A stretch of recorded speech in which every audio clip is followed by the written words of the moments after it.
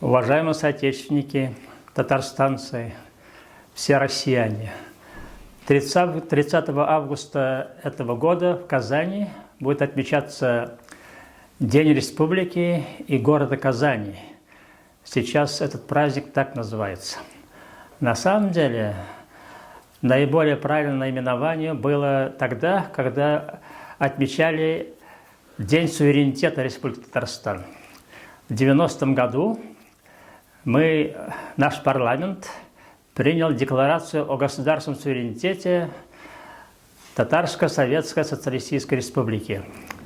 Это было грандиозное решение, воля народа, потому что парламентарии в единодушном порыве приняли такое решение, и на самом деле с этого началась реальная федерализация нашей страны, которая была на грани гибели, и мы можем сегодня сказать, что татарстанцы, татарский народ вовсе не ставили целью выхода куда-либо из Советского Союза, как иногда говорят наши злопыхатели.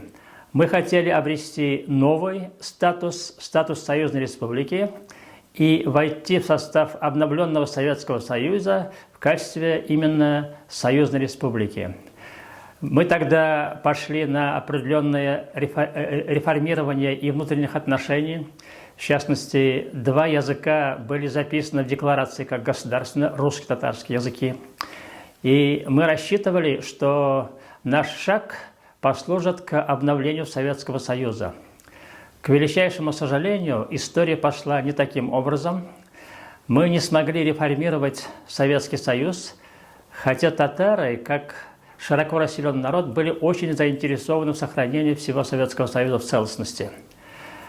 К сожалению, как я уже сказал, история пошла другим путем, и мы оказались в составе Российской Федерации, как республики, имеющие высокий статус.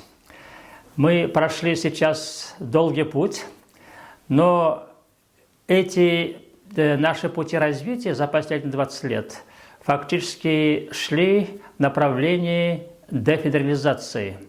И мы сегодня, отмечая этот знаменательный день, день попытки прорыва старой системы, день, когда мы попытались реализовать мечты нашего соотечественника, который в 1922 году попытался пройти тот путь, который мы прошли потом, а именно сделать все народы, все республики в составе Советского Союза равноправными. Это Мирсоед Султангалиев. И мы попытались пройти этот же путь, но опять мы не смогли пойти этим путем.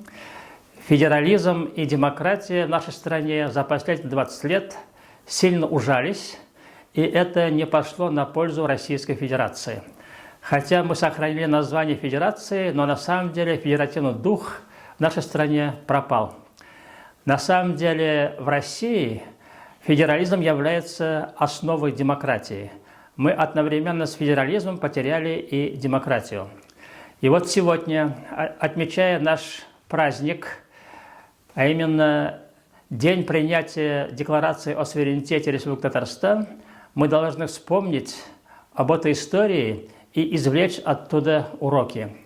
Российская Федерация может существовать как полноценное государство только при реальном переходе к федерализму.